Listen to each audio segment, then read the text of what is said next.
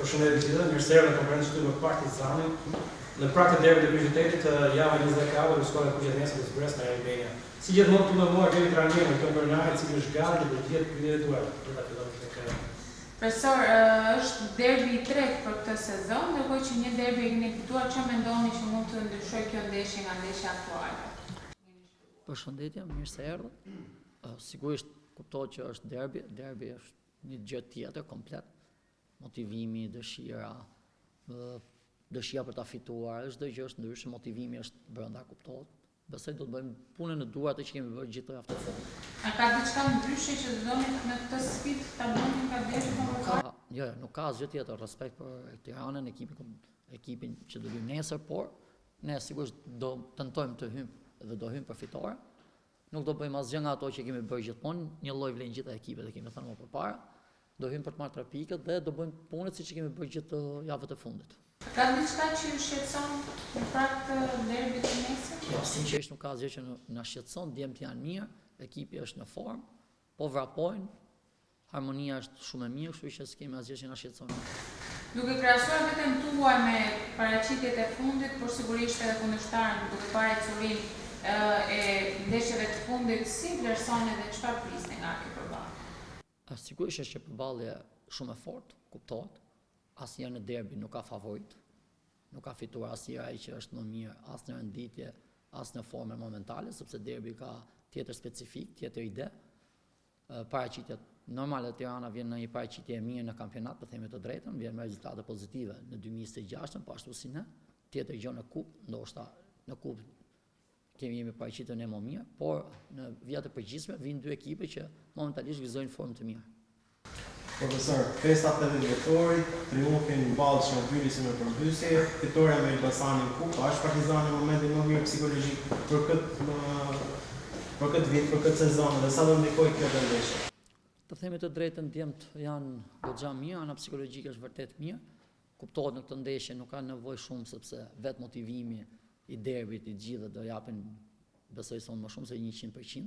Kështu që do thashë më përpara ekipi është në gjendje të mirë, pavarësisht edhe më përpara dhe barazimi me Elbasanin, edhe ndoshta humbja në Shkodër, ekipi është paraqitur mirë në fushën e lojës, pastaj pjesën tjetër do t'ja lejmë lojës. Në këtë sezon keni marrë shumë ndeshje në minutat e fundit, duke treguar agresivitet dhe duke treguar luftë sportive deri në minutat e fundit.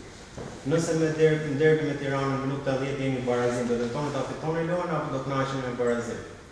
Sigurisht ne me djem gjithmonë hyjmë për fitore, pastaj tjetër gjë që fusha, ne kemi tentuar deri në fund, shpirti dhe dëshira e djemve ka treguar gjithmonë që ne jemi për fitore, mos ta harrojmë edhe në ndeshjet e tjera, ne kemi synuar fitoren pse siç kemi fituar në minutat e fundit, kemi pësuar po edhe në minutat e fundit, kështu që dëshira gjithmonë për të hyrë për të fituar, sepse vetëm fitoria na bën të ecim përpara, atje ku duam të shkojmë. Në fazën e dytë deklaruat se ishit para ndeshjes deklaruat të sigurt për fitoren. Këtë jemi gati me deklaratë. Ne hyjmë për fitore, sigurisht do hyjmë për fitore, kështu që edhe ja thash dalim fushës nesër, djemt janë edhe në formë shumë të mirë, po tregojnë grupi po bashkohet, po vinë edhe ato të dëmtuar, avash që do jenë të gatshëm, besoj. Pas nesër framëtar, kështu që besoj jemi shumë mirë. Keni gjetur tashmë informacion stabi? Të themi të drejtën, ne kemi 3-4 javë që janë pothuajse të njëjtët persona që luajmë, por edhe te Partizani unë mendoj që nuk ka individ për formacion stabil, gjithë janë një lloj, kushdo që është thirrur, sepse te ne është puna e grupit, e forcës, janë të gjithë djemë të barabartë nga i pari tek i fundit. Edhe nëse ka luajtur një ndeshje, një lojtar ndeshjen tjetër nuk ka luajtur, ka dhënë shoku i tij që ka shfutur në fushë, ka dhënë po maksimumin, ndoshta më shumë se nga ai që ka luajtur një ndeshje më përpara. Kështu që kjo është e mira këtij ekipi, këtij grupi, se kemi gjithë çunat të një llojit, nuk kemi individ në këtë step. Profesor, shihoni që studioni në fakt skuadrat rivale, pika më e fortë ose edhe më e dobët të Tiranës? Të them të drejtën, Tirana ka ndruar shumë nga faza e parë, ka marrë cilësi në pjesën ofensive, po ashtu edhe në defensive. Është një ekip që luan kompakt, luan shumë mirë në pjesën defensive në zona të ngushta. Ka një sulm të shpejtë, kështu që po mundohemi të marrim gjitha masat. Bazuar në një deklaratë disi të bujshme nga drejtori sportiv aktual i Partizanit, pyetja është çfarë ka më shumë Partizani se Tirana?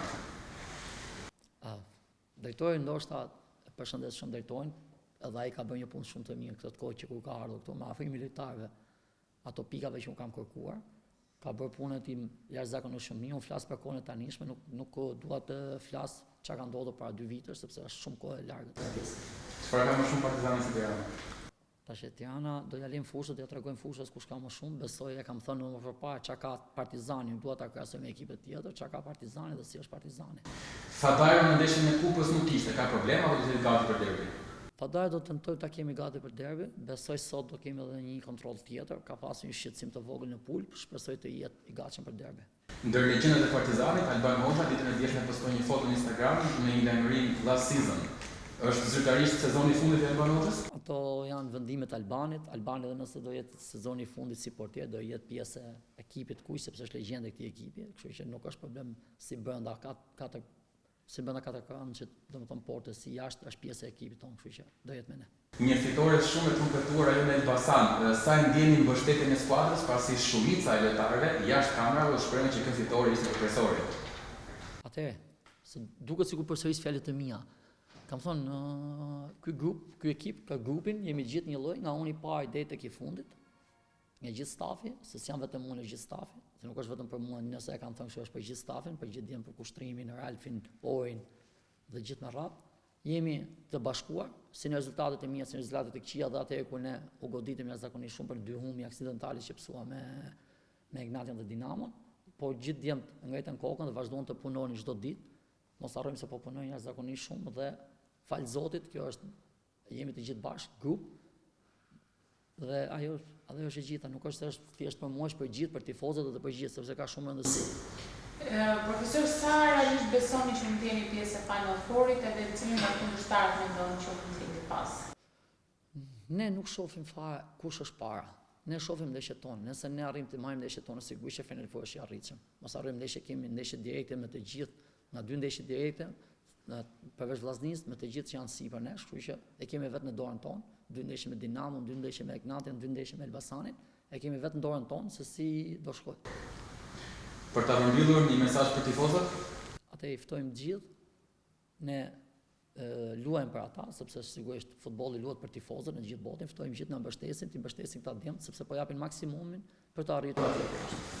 Faleminderit për derbin, duke qenë se jemi në një muaj jubilar, kam përsëritur, shpresoj që mbështetja të jetë jo vetëm për ndeshje, por ta kemi festë të madhe sportive, sa për këtë muaj kaq veçantë Partizanit 80 vjetor.